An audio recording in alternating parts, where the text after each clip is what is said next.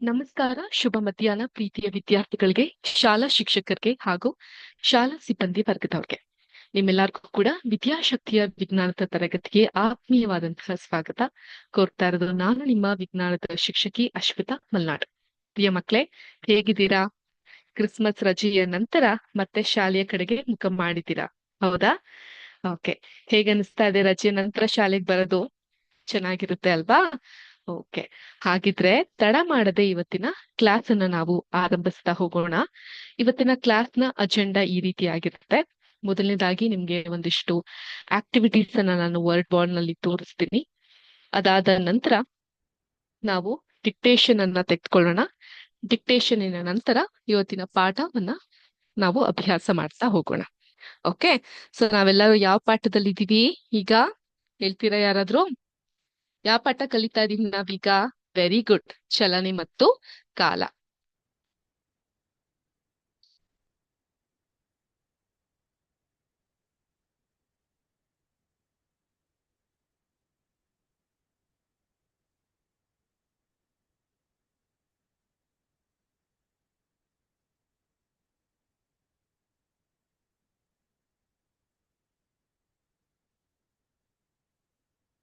So ಚಲನೆ ಮತ್ತು ಕಾಲ, ಅಥವಾ ಇದನ್ನ ಇಂಗ್ಲಿಷ್ ನಲ್ಲಿ ಮೋಷನ್ ಅಂಡ್ ಟೈಮ್ ಅಂತ ಕರಿತೀವಿ. ಈ ಪಾಠದ ಕುರಿತು ಕಲಿಯೋಕ್ಕಿಂತ ಮುಂಚೆ ಇದಿಷ್ಟು ಅಜೆಂಡಾವನ್ನ ಕಂಪ್ಲೀಟ್ ಮಾಡೋಣ.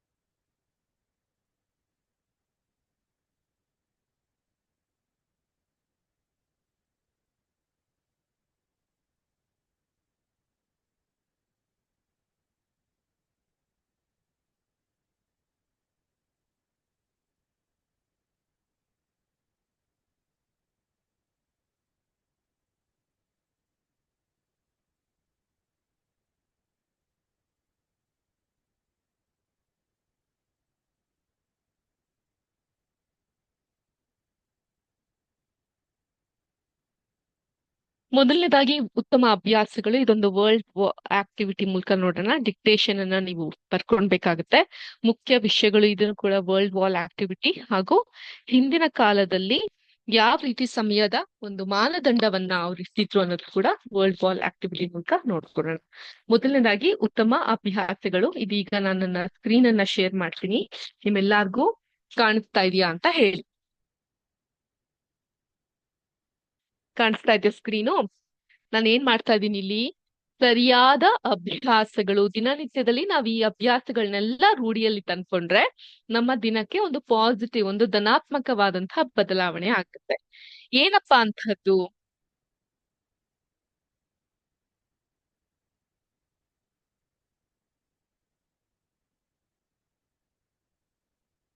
ಮೊದಲನೇದು, ಬೆಳಗ್ಗೆ ಎದ್ದ ನಂತರ ಈ ರೀತಿಯಾದಂತಹ ಶ್ಲೋಕವನ್ನ ಹೇಳೋದು. ಸಾಮಾನ್ಯವಾಗಿ ಬೆಳಗ್ಗೆ ಎದ್ದಾಗ ಈ ರೀತಿ ಕೈಯನ್ನ ಉಜ್ಕೊಳ್ಳೋದು ಎಲ್ಲರಿಗೂ ಅಭ್ಯಾಸ ಇರುತ್ತೆ.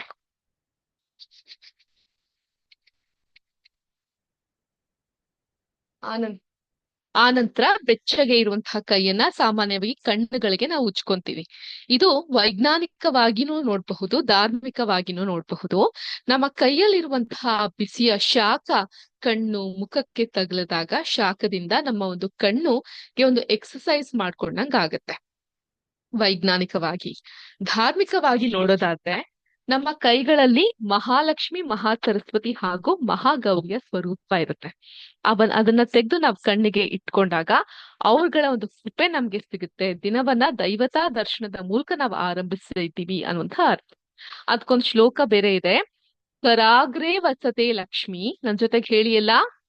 ಕರಾಗ್ರೇ ವಸತೆ ಲಕ್ಷ್ಮಿ, ಕರಮಧ್ಯೆ ಸರಸ್ವತಿ, ಕರಮೂಲೆ ಸ್ಥಿತೇ ಗೌರಿ, ಪ್ರಭಾತೆ ಕರದರ್ಶನಂ.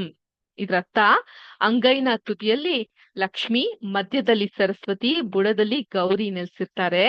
ಬೆಳಗ್ಗೆ ಕೈಗಳನ್ನ ನೋಡೋದ್ರಿಂದ ಸಾಕ್ಷಾತ್ ಅವರುಗಳ ದರ್ಶನವೇ ಆಗುತ್ತೆ ಅನ್ನೋಂಥ ಅರ್ಥ. ಆ ನಂತರದಲ್ಲಿ ಹಾಸಿಗೆಯಿಂದ ಎದ್ದ ತಕ್ಷಣ ನಿಮ್ಮ ಪಾದ ಎಲ್ಲಿಗೆ ಸ್ಪರ್ಶ ಆಗುತ್ತೆ? ನೆಲಕ್ಕೆ ಅಲ್ವಾ? ಆದ್ರಿಂದ ವಿಷ್ಣು ಪತ್ನಿಂ ನಮಸ್ತುಭ್ಯಂ ಪಾದಸ್ಪರ್ಶಂ ಕ್ಷಮಸ್ವೇ. ಸೊ ನಮ್ಮ ಭೂತಾಯಿ ಯಾರು? ವಿಷ್ಣುವಿನ ಪತ್ನಿ ಭೂದೇವಿ ಅಲ್ವಾ? ಭೂದೇವಿಗೆ ತಾಯಿ ಎಲ್ಲಾರ ಭಾರವನ್ನ ಹೊರ್ತಾ ಇದೀಯ ನೀನು, ನನ್ನ ಭಾರವನ್ನ ಸಹ ನೀನ್ ಹೊರ್ತಾ ಇದೀಯಾ, ಕ್ಷಮೆ ಇರ್ಲಿ ಅಂತ ಆಕೆಗೆ ನಾವು ನಮಸ್ಕರಿಸುತ್ತಾ ನಮ್ಮ ದಿನವನ್ನ ಮಾಡಿದಾಗ ಒಂದ್ ರೀತಿ ನಾವು ಸಾತ್ವಿಕವಾಗಿ ದಿನವನ್ನ ಆರಂಭಿಸಿದ ಹಾಗೆ ಆಗುತ್ತೆ.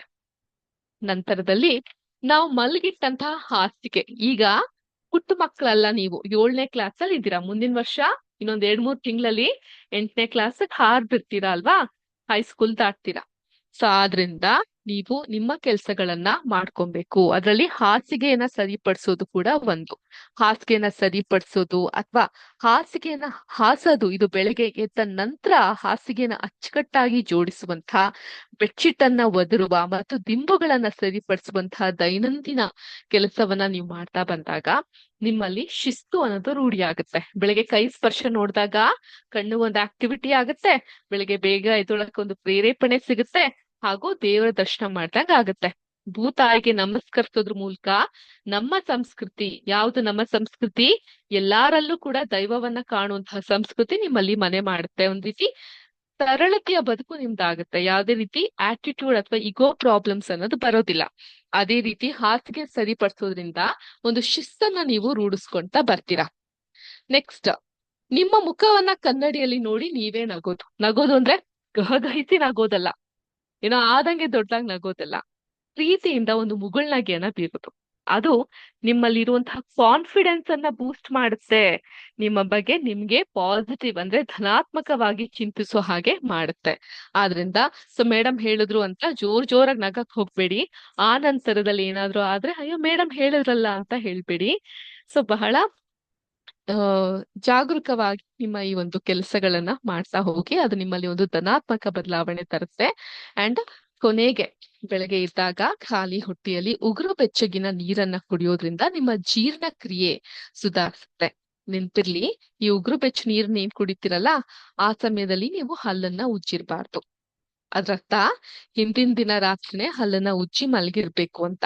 ಆಗ ಬೆಳಗ್ಗೆ ಎದ್ದು ಹಲ್ಲನ್ನ ಉಜ್ಜದೆ ಬಿಸಿ ನೀರು ಕುಡಿಯೋದ್ರಿಂದ ನಮ್ಮ ಬಾಯಿಯಲ್ಲಿ ಇರುವಂತಹ ಒಳ್ಳೆಯ ಬ್ಯಾಕ್ಟೀರಿಯಾ ನಮ್ಮ ಕರುಳಿನಲ್ಲಿ ಇರುವಂತಹ ಕೆಟ್ಟ ಬ್ಯಾಕ್ಟೀರಿಯಾವನ್ನ ಹೊಡೆದೋಡಿಸಿ ದೇಹದ ವಿಷಕಾರಿ ಅಂಶಗಳನ್ನ, ಟಾಕ್ಸಿಕ್ ನ ಹೊರ ಹಾಕುತ್ತೆ. ಅರ್ಥ ಆಯ್ತಾ? ಸೊ ಆದ್ರಿಂದ ಬೆಳಗ್ಗೆ ಖಾಲಿ ಹೊಟ್ಟೆಯಲ್ಲಿ ಹಲ್ಲುಜ್ಜೋದ್ಕಿಂತ ಮುಂಚೆ ಉಗುರು ಬೆಚ್ಚಗಿನ ನೀರನ್ನ ಕುಡಿಯೋದ್ರಿಂದ ನಮ್ಮ ಡೈಜೆಷನ್ ಅನ್ನೋದು ಇಂಪ್ರೂವ್ ಆಗುತ್ತೆ, ದೇಹದಲ್ಲಿರುವಂತಹ ಟಾಕ್ಸಿಕ್ಸ್ ಗಳು ಆಚೆ ಆಗುತ್ತೆ. ಈ 5 ತತ್ವಗಳನ್ನ ನೀವು ಅನುಸರಿಸೋದ್ರಿಂದ, ಪಾಲಿಸೋದ್ರಿಂದ, ಯಾವ್ದ್ಯಾವ್ದು 5 ತತ್ವಗಳು? ಬೆಳಗ್ಗೆ ಎದ್ದ ತಕ್ಷಣ ಅಂಗೈನ ಉಜ್ಕೊಂಡು ದೇವರಿದ್ದಾನೆ ಅನ್ನೋದನ್ನ ನೋಡೋದು. 2ನೇದು ಭೂತಾಯಿಗೆ ನಮಸ್ಕರಿಸೋದು. 3ನೇದು ನಿಮ್ಮ ಹಾಸಿಗೆ ನೀವೇ ಸರಿಪಡಿಸೋದು. 4ನೇದು ಕನ್ನಡಿಯಲ್ಲಿ ನಿಮ್ಮ ಮುಖ ನೋಡಿ ಮುಗುಳ್ನಗೆ ಬೀರೋದು. 5ನೇದು ಬೆಚ್ಚಗಿನ ನೀರನ್ನ ಬೆಳಗ್ಗೆ ಕುಡಿಯೋದು.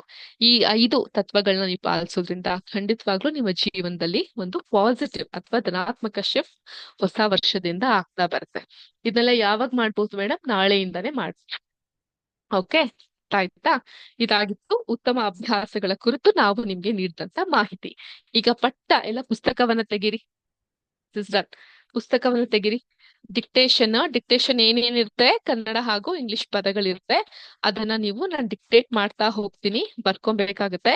ಸಿಂಪಲ್ ಆಗಿರುವಂತಹ ಡಿಕ್ಟೇಷನ್ಸ್ ಗಳು ಇರುತ್ತೆ.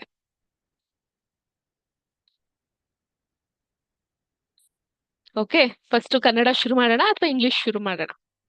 ಯಾವ್ದಾದ್ರು ಒಂದೇ ಮೇಡಮ್, ಹೌದಾ? ಸೊ ಮೊದಲನೇ ಪದ ಬರ್ಕೊಳ್ಳಿ. ಮೊದಲನೇ ಪದ ವೈರಸ್. First word virus.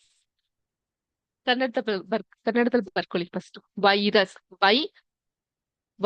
ಗೆ ವೈಗೆ ಐಗೆ 50 ಕೊಟ್ಟು ವೈರಸ್. 2ನೇ ಪದ ಬ್ಯಾಕ್ಟೀರಿಯಾ.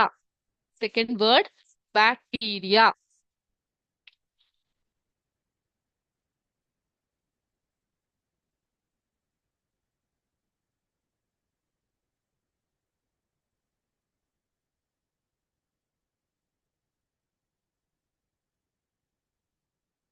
ನೋಟ್ ಮಾಡ್ಕೊಂಡ್ರಾ? ವೈರಸ್, ಬ್ಯಾಕ್ಟೀರಿಯಾ,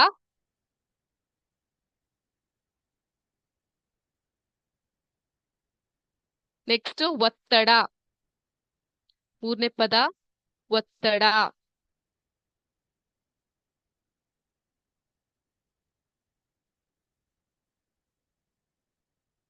ನಾಲ್ಕನೇ ಪದ ಭಾರ. ನಾಲ್ಕನೇ ಪದ ಭಾರ. ಐದನೇ ಪದ ಸಾಂದ್ರತೆ. ಐದನೇ ಪದ ಸಾಂದ್ರತೆ.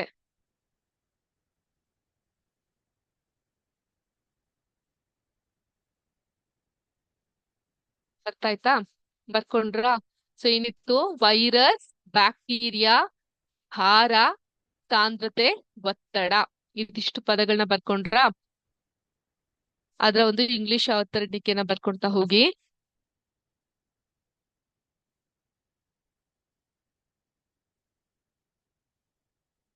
ಮೊದಲನೇ ಪದ ಬ್ಯಾಕ್ಟೀರಿಯಾ, ಇಂಗ್ಲಿಷ್ ನ ಬರ್ಕೊಳ್ಳಿ ಈಗ. Bacteria, bacteria. ಎರಡನೇ ಪದ ವೈರಸ್. ಕ್ಷಮಿಸಿ, ಮೊದಲನೇ ಪದ ವೈರಸ್ ಆಗಿರ್ಲಿ, ಎರಡನೇ ಪದ ಬ್ಯಾಕ್ಟೀರಿಯಾ. ಮೊದಲನೇ ಪದ virus, second word bacteria. English ನಲ್ಲಿ ನೋಟ್ ಮಾಡ್ಕೊಳ್ಳಿ. ಮೊದಲನೇದು ವೈರಸ್, ಎರಡನೇದು ಬ್ಯಾಕ್ಟೀರಿಯಾ, ಮೂರನೇದು ಪ್ರೆಷರ್, ಪ್ರೆಷರ್, ನಾಲ್ಕನೇದು ಮಾಸ್, ಐದನೇದು ಡೆನ್ಸಿಟಿ. ನಾಲ್ಕನೇದು ಮಾಸ್, ಐದನೇದು ಡೆನ್ಸಿಟಿ. ಇನ್ನೊಮ್ಮೆ ಹೇಳ್ತೀನಿ. Virus, bacteria, pressure, mass, density. Virus, bacteria, pressure, mass, density.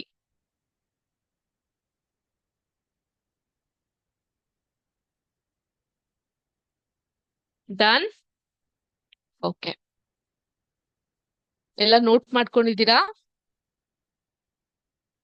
ಈಗ ನಾವು ಇವತ್ತಿನ ಪಾಠದ ಮುಖ್ಯ ವಿಷಯದ ಕಡೆಗೆ ಗಮನ ಕೊಡೋಣ. ಡಿಕ್ಟೇಷನ್ ಸಹ ಆಗಿದೆ. ಏನಿದು ಮುಖ್ಯ ವಿಷಯಗಳು? ಲಾಸ್ಟ್ ಕ್ಲಾಸ್ ನಲ್ಲಿ ನಾನು ಚಲನೆ ಮತ್ತು ಕಾಲ ಈ ಒಂದು ಪಾಠವನ್ನ ಎಲ್ಲಿವರೆಗೂ ಮಾಡ್ತಾ ಇದ್ದೆ?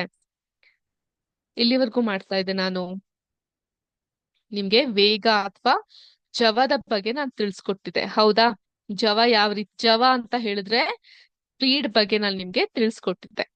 ಸೊ ವೇಗ ಅನ್ನುವಂಥದ್ದು ಎಲ್ಲರಿಗೂ ಗೊತ್ತಿರುತ್ತೆ. ಆದ್ರೆ ಎರಡು ಅಥವಾ ಮೂರು ಕಾಯಗಳು ಅಂದ್ರೆ ಆಬ್ಜೆಕ್ಟ್ಸ್ ಗಳಿದ್ದಾಗ ಆ ಮೂರರಲ್ಲಿ ಅಥವಾ ಎರಡರಲ್ಲಿ ಅಧಿಕ ವೇಗವಾದದ್ದು ಯಾವುದು ಅನ್ನೋದನ್ನ ಕಂಡುಹಿಡಿಲಿಕ್ಕೆ ಅದು ಎಷ್ಟು ದೂರ, ಎಷ್ಟು ಹೊತ್ತಿನಲ್ಲಿ ಚಲಿಸಿದ್ವು ಅಂತ ನಾವು ಗಮನ ಹರಿಸ್ಬೇಕಾಗುತ್ತೆ. ಆದ್ರಿಂದ 1 ಗಂಟೆಯ ಅವಧಿಯಲ್ಲಿ 2 ಬಸ್ಗಳು ಕ್ರಮಿಸಿದ ದೂರವನ್ನ ತಿಳಿದುಕೊಂಡ್ರೆ ಅವುಗಳು ಯಾವುದು ವೇಗವಾಗಿ ಅಂತ ನಾವು ಹೇಳಬಹುದು. ಸೊ ಆದ್ರಿಂದ ಒಂದು ಕಾಯವು ಒಂದು ಏಕಮಾನ ಕಾಲದಲ್ಲಿ ಕ್ರಮಿಸಿದ ದೂರವನ್ನ ಆ ಕಾಯದ ಜವ ಅಂತ ಕರಿತೀವಿ. ಏನ್ ಜವ ಅಂದ್ರೆ? ಒಂದು ಆಬ್ಜೆಕ್ಟ್ ಒಂದು ನಿರ್ದಿಷ್ಟವಾದಂತಹ ಸಮಯದಲ್ಲಿ ಎಷ್ಟು ದೂರವನ್ನ ತಲುಪುತ್ತೋ ಅದನ್ನ ನಾವು ಜವ ಅಂತ ಕರಿತೀವಿ. ಫಾರ್ ಎಕ್ಸಾಂಪಲ್,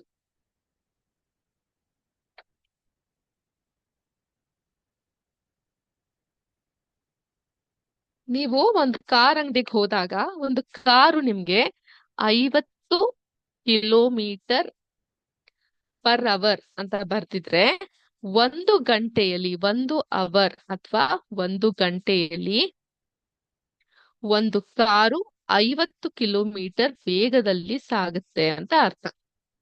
ಓಕೆ, ಸೊ ಆದ್ರಿಂದ ಏನ್ ಹೇಳುತ್ತೆ ಇದು? 1 ಗಂಟೆಯಲ್ಲಿ ಅದು 50 ಕಿಲೋಮೀಟರ್ ದೂರದಲ್ಲಿ ಚಲಿಸುತ್ತೆ ಅಂತ ಅರ್ಥ ಆಗುತ್ತೆ. ಆದಾಗ್ಯೂ ಅಪರೂಪವಾಗಿ ಒಂದು ಕಾರ್ 1 ಗಂಟೆಯವರೆಗೆ ಸ್ಥಿರ ಜಾವ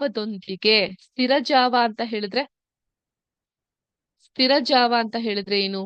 ಒಂದು ಫಿಕ್ಸ್ಡ್ ಆಗಿರುವಂತಹ ಸ್ಪೀಡ್ ನಲ್ಲಿ ಚಲಿಸಿದಾಗ, ಯಾವುದೇ ಡಿಸ್ಟ್ರಾಕ್ಷನ್ಸ್ ಗಳು ಬರದೇ ಇದ್ದಾಗ, ಕಾನ್ಸ್ಟೆಂಟ್ ಸ್ಪೀಡ್ ಅಂತ ಕರಿತೀವಿ, ಅದ್ರಲ್ಲಿ ಚಲಿಸಿದಾಗ ಆಗ್ಬಹುದು. ಆದ್ರೆ ಇಲ್ಲಿ ಈ ಒಂದು ಸ್ಪೀಡ್ ಅನ್ನ ನಾವು ಕ್ಯಾಲ್ಕುಲೇಟ್ ಮಾಡ್ಬೇಕಾಗತ್ತೆ. ಓಕೆ, ಅಂದ್ರೆ ವಾಸ್ತವದಲ್ಲಿ ಪ್ರಾಕ್ಟಿಕಲ್ ಆಗಿ ನೋಡಿದಾಗ ಇದು ನಿಧಾನವಾಗಿ ಚಲಿಸಲು ಆರಂಭಿಸಿ ನಂತರ ಜವವನ್ನ ಹೆಚ್ಚಿಸಿಕೊಳ್ಳುತ್ತೆ ಅಂತ ಅರ್ಥ. ಆದ್ರಿಂದ ಕಾರು ಗಂಟೆಗೆ 50 ಕಿಲೋಮೀಟರ್ ಜವವನ್ನ ಹೊಂದಿದೆ ಎಂದು ನಾವು ಹೇಳಬಹುದು. ಸಾಮಾನ್ಯವಾಗಿ ನಾವು 1 ಗಂಟೆಯಲ್ಲಿ ಅದು ಕ್ರಮಿಸಿದ ದೂರವನ್ನ ಮಾತ್ರ ಪರಿಗಣಿಸ್ತೀವಿ.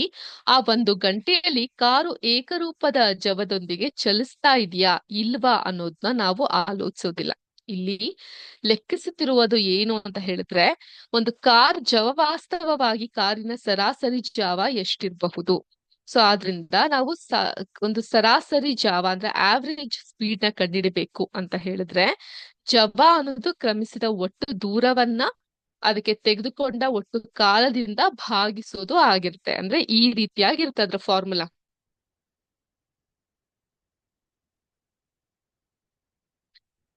ಒಂದು ಆವರೇಜ್ ಸ್ಪೀಡ್ ನ ಕಂಡುಹಿಡಿತೀರಾ ಅಂದ್ರೆ ಜವ ಅಂತಾನೆ ಬರಿತೀನಿ ನಾನಿಲ್ಲಿ.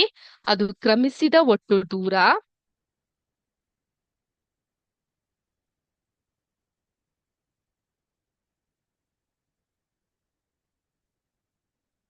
ಡಿವೈಡೆಡ್ ಬೈ ತೆಗೆದುಕೊಂಡ ಒಟ್ಟು ಕಾಲ.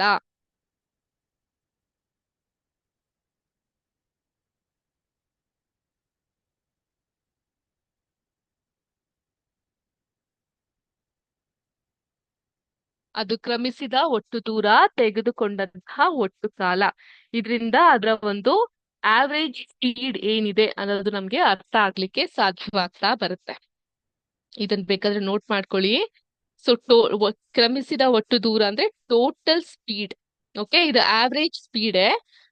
ಅದನ್ನ ನಾವಿಲ್ಲಿ ಜವ ಅಂತಾನೆ ಕನ್ಸಿಡರ್ ಮಾಡಿದೀವಿ. ಡಿವೈಡೆಡ್ ಬೈ ಟೋಟಲ್ ಟೈಮ್, ತೆಗೆದುಕೊಂಡಂತಹ ಒಟ್ಟು ಕಾಲವನ್ನ ಸಹ ನಾವಿಲ್ಲಿ ನೋಟ್ ಮಾಡ್ತಾ ಇದ್ದೀವಿ.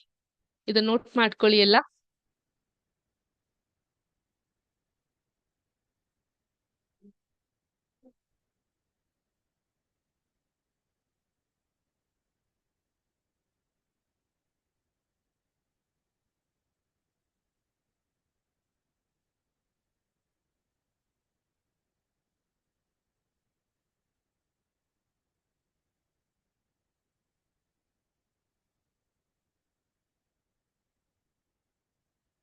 ಈಗ ನಾನು ಇದ್ರ ಬಗ್ಗೆ ಮಾತಾಡ್ತಿರ್ಬೇಕಾದ್ರೆ ಮತ್ತೊಂದು ವಿಷಯ ಅಲ್ಲಿ ಬರುತ್ತೆ. ಅದೇನಪ್ಪಾ ಅಂತ ಹೇಳಿದ್ರೆ, ದಿನನಿತ್ಯ ಜೀವನದಲ್ಲಿ ಬಹಳ ದೂರದವರೆಗೆ ಅಥವಾ ದೀರ್ಘ ಕಾಲದವರೆಗೆ ಸ್ಥಿರ ಜವದೊಂದಿಗೆ, ಸ್ಥಿರ ಜವ ಅಂತ ಹೇಳಿದ್ರೆ ಕಾನ್ಸ್ಟೆಂಟ್ ಸ್ಪೀಡ್ ಒಂದಿಗೆ ಚಲಿಸುವಂತಹ ಕಾಯವನ್ನ ಕಾಣೋದು ಅಪರೂಪ. ನೀವು ಒಂದು ಕಾರ್ ರೋಡಲ್ಲಿ ಹೋಗ್ತಿರ್ಬೇಕಾದ್ರೆ, ಕಾರ್ ಅಥವಾ ಬೈಕ್ ಅಥವಾ ಸೈಕಲ್ಲೇ ಆಗಿರ್ಬೋದು, ಒಂದು ಸ್ಪೀಡ್ ಅಲ್ಲಿ ಹೀಗೆ ಮಿನಿಮಮ್ ಆಗಿ ಹೋಗ್ತಾ ಇರುತ್ತೆ. ಏನು ಗಾಡಿನೇ ಇಲ್ಲ, ರೋಡ್ ಖಾಲಿ ಇದೆ ಅಂದಾಗ ಸ್ವಲ್ಪ ಫಾಸ್ಟ್ ಆಗಿ ಹೋಗ್ತೀರಾ. ಇನ್ನೇನ್ ಅಲ್ಲಿ ಯೆಲ್ಲೋ ಕಲರ್ ಸಿಗ್ನಲ್ ಬರ್ತಿದೆ ಅಂದಾಗ ಸ್ಲೋ ಮಾಡ್ತೀರಾ. ರೆಡ್ ಬಂದ ತಕ್ಷಣ ಸ್ಟಾಪ್ ಮಾಡ್ಬಿಡ್ತೀರಾ ಸಂಪೂರ್ಣವಾಗಿ. ಗ್ರೀನ್ ಬಂದ ತಕ್ಷಣ ಮತ್ತೆ ವೇಗವಾಗಿ ಹೋಗ್ಲಿಕ್ಕೆ ಶುರು ಮಾಡ್ತೀರಾ. ಆದ್ರಿಂದ ಸ್ಥಿರ ಜವ ಅಂದ್ರೆ ಕಾನ್ಸ್ಟೆಂಟ್ ಸ್ಪೀಡ್ ಇಂದ ಚಲಿಸುವಂತಹ ಕಾಯಿಗಳನ್ನ ನಾವು ಕಾಣೋದು ಅಪರೂಪ. ಸರಳ ರೇಖಾಗತವಾಗಿ ಚಲಿಸ್ತಿರುವಂತಹ ಒಂದು ಕಾಯದ ಜವವು ನಿರಂತರವಾಗಿ ಬದಲಾಗ್ತಾ ಇರುತ್ತೆ. ಇಲ್ಲಿ ಸರಳ ರೇಖಾ ಅಂತ ಹೇಳಿದ್ರೆ ಏನು? ರೇಖಾ ತುಂಬಾ ಸರಳವಾಗಿರ್ತಾರೆ ಅಲ್ವಾ? ಇಲ್ಲ, ಸರಳ ರೇಖಾ ಅಂದ್ರೆ ಸ್ಟ್ರೈಟ್ ಲೈನ್ ಅಂತ. ಈ ರೀತಿ ಸ್ಟ್ರೈಟ್ ಲೈನ್ ಅಲ್ಲಿ ದೀರ್ಘಕಾಲದವರೆಗೆ ಚಲಿಸುವಂತಹ ಒಂದು ಕಾಯ, ಅದರ ಒಂದು ಸ್ಪೀಡ್ ಕೂಡ ಬದಲಾಗ್ತಾ ಹೋಗುತ್ತೆ. ಆದ್ರಿಂದ ಇಂತಹ ಚಲನೆಯನ್ನ ನಾವೇನ್ ಹೇಳ್ತೀವಿ? ನಾನ್ ಯೂನಿಫಾರ್ಮ್ ಅಥವಾ ಸ್ಥಿರವಲ್ಲದ ಚಲನೆಗಳು ಅಂತ ಕರಿತೀವಿ, ಅಥವಾ ಏಕರೂಪದ ವಲ್ಲದ ಚಲನೆ ಅಂತ ಕರಿತೀವಿ. ಇದಕ್ಕೆ ವ್ಯತಿರಿಕ್ತ ಅಂದ್ರೆ ಆಪೋಸಿಟ್ ಆಗಿ ಸರಳ ರೇಖಾಗತವಾಗಿ ಚಲಿಸ್ತಿರುವಂತಹ ಒಂದು ಕಾಯವು ಸ್ಥಿರ ಜವದೊಂದಿಗೆ ಚಲಿಸ್ತಾ ಇದ್ರೆ ಅದನ್ನ ನಾವು ಯೂನಿಫಾರ್ಮ್ ಮೋಷನ್ ಅಥವಾ ಸ್ಥಿರವಾಗಿ ಚಲಿಸ್ತಾ ಇದೆ ಅಂತ ನಾವು ಅದನ್ನ ಕರಿತಾ ಹೋಗ್ತೀವಿ. ನಿರ್ದಿಷ್ಟ ದೂರವನ್ನ ಕ್ರಮಿಸಲು ತೆಗೆದುಕೊಂಡ ಸಮಯವನ್ನ ನಾವು ಅಳತೆ ಮಾಡಿದ್ದೇ ಆದ್ರೆ ಈ ಕಾಯದ ಜಾವವನ್ನ ಕಂಡುಹಿಡಿಬಹುದು. 6ನೇ ತರಗತಿಯಲ್ಲಿ ನೀವಿದ್ದಾಗ ದೂರವನ್ನ ಅಳತೆ ಮಾಡೋದು ಹೇಗೆ ಅಂತ ಕಲ್ತಿದ್ರಿ, ನೆನ್ಪಿದ್ಯಾ? ಅಳತೆಯ ಪಾಠ. ಆದ್ರೆ ಕಾಲವನ್ನ ಅಳತೆ ಮಾಡೋದು ಹೇಗೆ, ಅದ್ರ ಬಗ್ಗೆ ಸಹ ನಾವಿವತ್ತು ತಿಳ್ಕೊಂತಾನ ಹೋಗೋಣ. ಕಾಲದ ಅಳತೆ ಯಾವ ರೀತಿ ಮಾಡೋದು ಅಂತ. ಆದ್ರೆ ಅದಕ್ಕಿಂತ ಮುಂಚೆ ಜವದ ಬಗ್ಗೆ ಸ್ವಲ್ಪ ನಾವು ತಿಳಿತಾ ಹೋಗೋಣ.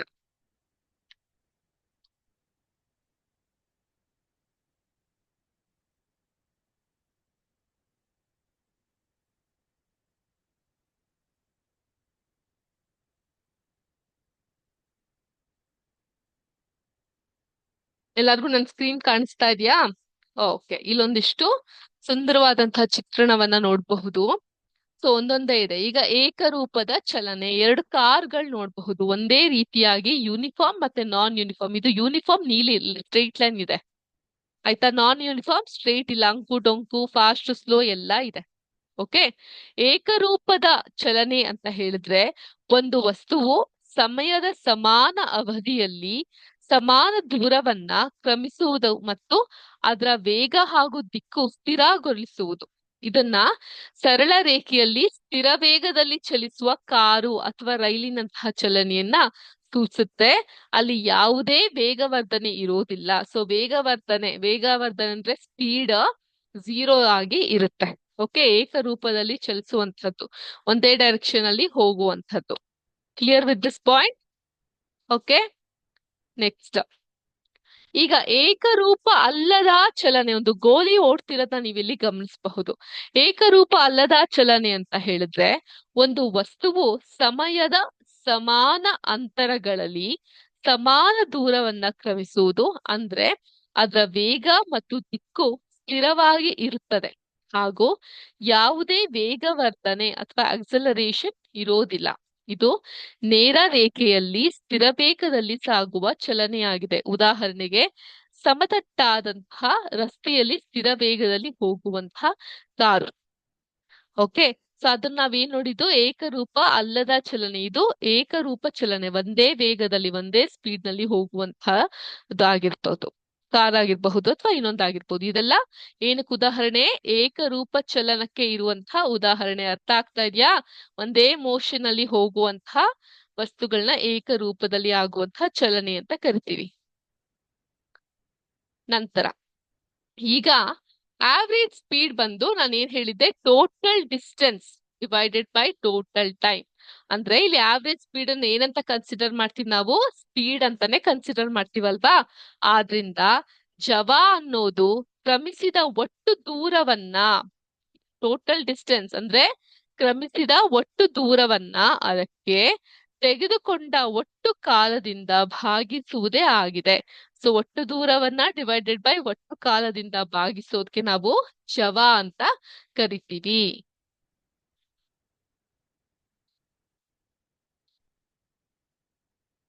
ನೆಕ್ಸ್ಟ್, ಇಷ್ಟೊಂದೆಲ್ಲ ಮಾತಾಡ್ತಾ ಇದೀವಿ ನಾವು ಜವದ ಬಗ್ಗೆ. ಈಗ ಸ್ಪೀಡ್ ಬಗ್ಗೆ ಮಾತಾಡಿಲ್ಲ ಅಂದ್ರೆ ಹೇಗೆ? ನಾವು ಏಕರೂಪವಾದಂತಹ ಚಲನೆ, ಏಕರೂಪ ಅಲ್ಲದ ಚಲನೆ, ಆವ್ರೇಜ್ ಸ್ಪೀಡ್ ಅಂತ ಹೇಳಿದ್ರೆ ಏನು, ಅದಕ್ಕೆ ಏನಾದ್ರು ಫಾರ್ಮುಲಾ ಇದೆಯಾ ಅಂತ ಕೇಳಿದ್ವಿ. ಈಗ ಸ್ಪೀಡ್ ಅಂದ್ರೆ ಒಂದು ಕಾಯವು ಒಂದು ಏಕಮಾನ ಕಾಲದಲ್ಲಿ, ಒಂದು ಯೂನಿಫಾರ್ಮ್ ಟೈಮ್ ಅಲ್ಲಿ ಕ್ರಮಿಸಿದ ದೂರವನ್ನ ಆ ಕಾಯದ ಜವ ಅಂತ ನಾವು ಕರಿಬಹುದು. We can call it as speed of that vehicle. Clear with this? ಜವ ಅಂತ ಹೇಳಿದ್ರೆ ಏನು, ಕಾಯ ಅಂತ ಹೇಳಿದ್ರೆ ಏನು? ಕಾಯ ಅಂದ್ರೆ ಆಬ್ಜೆಕ್ಟ್ ಆಗ್ತಾ ಹೋಗುತ್ತೆ. ಓಕೆ, ಇದನ್ನೆಲ್ಲ ಕಂಡು ಹಿಡಿಯಕ್ ಗೊತ್ತಾಯ್ತಲ್ಲ ನಿಮ್ಗೆ? ವೆಲ್,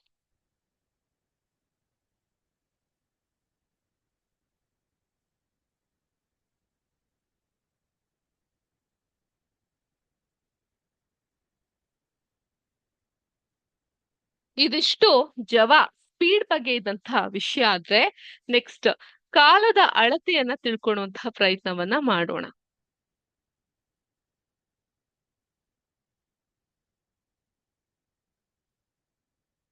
ಕಾಲದ ಅಳತೆ. ಸೊ ನಿಮ್ ಬಳಿ ಗಡಿಯಾರ ಇಲ್ದೇ ಇದ್ದಾಗ ಸಮಯವನ್ನ ಹೇಗ್ ಲೆಕ್ಕ ಹಾಕ್ತೀರಾ? ಮೇಡಮ್, ಮೊಬೈಲ್ ನೋಡ್ಕೊಂಡು ಲೆಕ್ಕ ಹಾಕ್ತೀವಿ. ಸರಿ, ಮೊಬೈಲು ಇಲ್ಲ ಅಂತ ಅನ್ಕೊಳ್ಳಿ, ಅವಾಗ ಹೇಗ್ ಲೆಕ್ಕ ಹಾಕ್ತೀರಾ? ಮೇಡಮ್, ಪಕ್ಕದಲ್ಲಿ ಇರೋರ್ನ ಕೇಳ್ಬಿಟ್ಟು ಲೆಕ್ಕ ಹಾಕ್ತೀವಿ. ಹೌದಾ? ನಮ್ ಹಿರಿಯರು ಹೇಗ್ ಲೆಕ್ಕ ಹಾಕ್ತಾ ಇದ್ರು? ಟೈಮನ್ನ ಕರಾರುವಕ್ಕಾಗಿ ಹೇಗ್ ಹೇಳ್ತಾ ಇದ್ರು? ಸೊ ಹಿಂದೆ ಎಲ್ಲ ಏನ್ ಮಾಡೋರು ಗೊತ್ತಾ? ಈ ಆಕಾಶವಾಣಿ ಇಂತಹ ರೇಡಿಯೋಗಳನ್ನ ಹೆಚ್ಚಾಗಿ ನೋಡೋರು. ಆದ್ರಿಂದ ಸಮಯದ ಲೆಕ್ಕಾಚಾರವನ್ನ ಅವ್ರು ಏನ್ ಸಮಯ ಹೇಳ್ತಾರ ಅದ್ರ ಮೇಲೆ ಅವರು ಹೇಳ್ತಾ ಇದ್ರು. ಅದೇ ತರ ಇವಾಗ ಕಾಲ ಬದಲಾಗಿದೆ ಅಲ್ವಾ? ಸೊ ಎಲ್ಲ ಮೊಬೈಲ್ ಫೋನ್ ನೋಡ್ಕೊಂಡು ಹೇಳ್ತಾರೆ. ಇದ್ರ ಬಗ್ಗೆ ನಿಮ್ಗೊಂದು ಆಕ್ಟಿವಿಟಿನ ಮಾಡಿದ್ದೆ, ಒಂದೇ ನಿಮಿಷ ತೆಗಿತೀನಿ.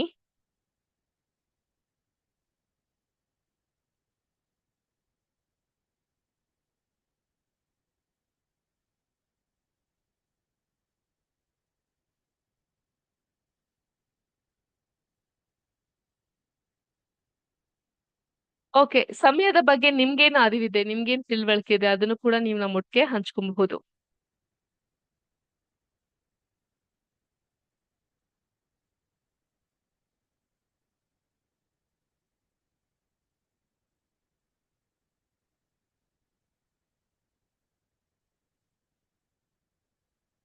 ಸಮಯದ ಬಗ್ಗೆ ನಿಮ್ಗೇನ್ ಗೊತ್ತಿದೆ? ಸೊ ಹಿಂದಿನ ಕಾಲದಲ್ಲೆಲ್ಲ ಸಮಯನ ಯಾವ ರೀತಿ ಅಳಿತಾ ಇದ್ರು ಗೊತ್ತಿದೆಯಾ ಯಾರಿಗಾದ್ರೂ? ಬೆಳಗ್ಗೆ ಆಗೋದು, ಮಧ್ಯಾಹ್ನ ಆಗೋದು, ವೆರಿ ಗುಡ್. ನೆರಳಿನ ಮೂಲಕ ಅದನ್ನೆಲ್ಲ ಅಳಿತಾ ಇದ್ರು ಅನ್ನೋದು ನಮ್ಗೆ ಗೊತ್ತಿರುವಂತಹ ಮಾಹಿತಿ ಅಲ್ವಾ? ಹಿಂದಿನ ಕಾಲದಲ್ಲೆಲ್ಲ ನೆರಳೇನಿರುತ್ತೆ, ನೆರಳಿನ ಮೂಲಕ ಅದನ್ನ ನಾವು ಆಮ್, ಅಳಿತಾ ಇದ್ವಿ. ಸೊ ಇದನ್ನ ಕೂಡ ನಾವು ಲಾಸ್ಟ್ ಕ್ಲಾಸ್ ನಲ್ಲಿ ಡಿಸ್ಕಸ್ ಮಾಡಿದ್ವಿ. ನೇರ ಮಾರ್ಗದಲ್ಲಿ ಚಲಿಸುವಂತಹ ವಸ್ತುಗಳ ಬಗ್ಗೆ ಸಹ ನಾನು ನಿಮ್ಗೆ ಮಾಡಿ ಹೇಳಿದ್ದೆ.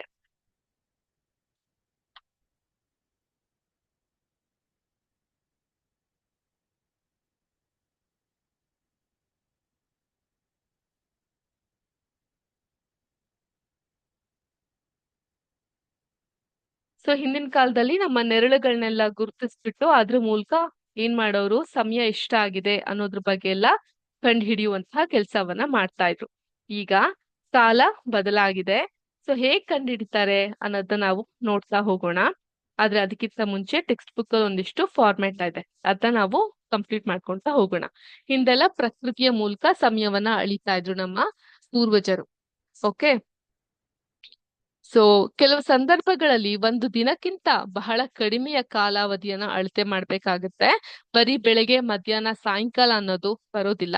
ಆ ಸಮಯದಲ್ಲಿ ಸೃಷ್ಟಿಯಾದದ್ದೇ ಗಡಿಯಾರ, ಸಮಯವನ್ನ ಅಳತೆ ಮಾಡುವಂತಹ ಸಾಧನ ಗಡಿಯಾರ ಅಥವಾ ವಾಚ್. ಈ ಗಡಿಯಾರ ಕಾರ್ಯ ಇದೆಯಲ್ಲ, ಅದು ಬಹಳ ಸಂಕೀರ್ಣವಾದದ್ದು. It is very complex. ಆದ್ರೆ ಇವುಗಳೆಲ್ಲ ಆವರ್ತಕ ಚಲನೆಯನ್ನ ಉಪಯೋಗಿಸ್ಕೊಳ್ಳುತ್ತೆ. ಆವರ್ತಕ ಚಲನೆ ಅಂದ್ರೆ ಚಲನೆಯಲ್ಲಿ ಎಷ್ಟು ವಿಧಗಳಿದೆ? ಸ್ಟ್ರೈಟ್ ಲೈನು, ಸರಳ ರೇಖಾ ಚಲನೆ. ಹ ಅದೇ ರೀತಿ ಆವರ್ತಕ ಚಲನೆ ಅಂತ ಹೇಳಿದ್ರೆ ಏನಿದು? ಸರ್ಕ್ಯುಲರ್ ಮೋಷನ್ ಅಂತ ಕರಿತೀವಿ. ನಾವೇನಂತ ಕರಿತೀವಿ ಇದಕ್ಕೆ? ಸರ್ಕ್ಯುಲರ್ ಮೋಷನ್ ಅಂತ ಕರಿತೀವಿ. ಅಂದ್ರೆ ಆವರ್ತಕ ಚಲನೆ ಅನ್ನುವಂಥ ಅರ್ಥ ಬರುತ್ತೆ. ಸೊ ಈ ಸರ್ಕ್ಯುಲರ್ ಮೋಷನ್ ಬಗ್ಗೆ ಮತ್ತೆ ವಿವಿಧವಾದಂತಹ ವಿಷಯದ ಬಗ್ಗೆ ನಾವು ಡಿಸ್ಕಸ್ ಮಾಡ್ತಾ ಹೋಗೋಣ.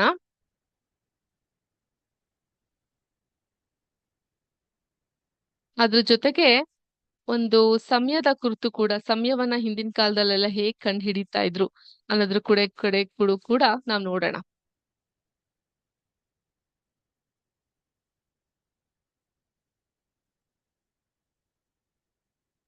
ಸೊ ಜಗತ್ ಬಗ್ಗೆ ತಿಳ್ಕೊಂಡಿದ್ದೀರಾ. 7th ಕ್ಲಾಸಿಂದ ಇನ್ನೊಂದು ಟಾಪಿಕ್ ವರ್ಡ್ ವಾಲ್ ಆಕ್ಟಿವಿಟಿ ಇತ್ತು, ಅದನ್ನ ತೆಗಿಲಿಕ್ಕೆ ಪ್ರಯತ್ನ ಪಡ್ತಾ ಇದ್ದೀನಿ, ಆಗ್ತಾ ಇಲ್ಲ.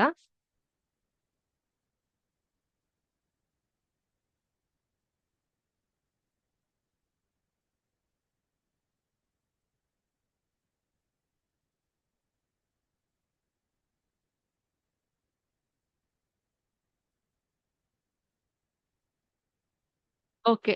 ಮಕ್ಕಳೇ, ಈ 7th ಕ್ಲಾಸ್ ಟಾಪಿಕ್ ನ ವರ್ಡ್ ವಾಲ್ ಆಕ್ಟಿವಿಟಿಲಿ ನಮ್ಗೆ ಸಿಗ್ತಾ ಇಲ್ಲ. ನೆಕ್ಸ್ಟ್ ಕ್ಲಾಸ್ ಅಲ್ಲಿ ಅದು ಯಾವ ರೀತಿ ಇರುತ್ತೆ ಅಂತ ಇದ್ ಮಾಡೋಣ. ಅಷ್ಟರಲ್ಲಿ ನೀವು ಹೋಮ್ ಅಸೈನ್ಮೆಂಟ್ ಒಂದನ್ನ ನೋಟ್ ಮಾಡ್ಕೊಳ್ಳಿ. ಹಿಂದಿನ ಕಾಲದಲ್ಲೆಲ್ಲ ಯಾವ ರೀತಿ ಸಮಯವನ್ನ ಅಳಿತಾ ಇದ್ರು, ಇನ್ ಡ್ಯೂರಿಂಗ್ ದ ಓಲ್ಡನ್ ಡೇಸ್ ನಮ್ಮ ಆನ್ಸೆಸ್ಟರ್ಸ್ಗಳು, ಪೂರ್ವಜರು ಎಲ್ಲ ಸಮಯವನ್ನ ಯಾವ ರೀತಿ ಮಾಡ್ತಾ ಇದ್ರು ಅನ್ನೋದನ್ನ ನೀವು ನಮ್ಗೆ ನೋಟ್ ಮಾಡ್ಕೊಂಡು ಬನ್ನಿ. ನೆಕ್ಸ್ಟ್ ಕ್ಲಾಸ್ ಅಲ್ಲಿ ಸಿಕ್ಕಾಗ ಅದ್ರ ಬಗ್ಗೆ ನಾನು ಡೀಟೇಲ್ ಆಗಿ ನಿಮ್ಗೆ ಎಕ್ಸ್ಪ್ಲೇನ್ ಮಾಡ್ತಾ ಹೋಗ್ತೀನಿ, ಯಾವ ರೀತಿ ಸಮಯವನ್ನ ಅವರು ಅಳಿತಾ ಇದ್ರು ಅನ್ನೋದ್ರ ಬಗ್ಗೆ. ಸೊ ಇದಾಗಿತ್ತು ಇವತ್ತಿನ ವಿಜ್ಞಾನದ ತರಗತಿ. ನಿಮ್ಮೆಲ್ಲರಿಗೂ ಅರ್ಥ ಆಗಿದೆ ಅಂತ ನಾನು ಭಾವಿಸ್ತೀನಿ. ಏನಾದ್ರೂ ಡೌಟ್ಸ್ ಗಳಿದ್ದಾಗ ನೆಕ್ಸ್ಟ್ ಕ್ಲಾಸ್ ಅಲ್ಲಿ ನಾವು ಡಿಸ್ಕಸ್ ಮಾಡೋಣ. ಧನ್ಯವಾದಗಳು. ಶುಭ ದಿನ.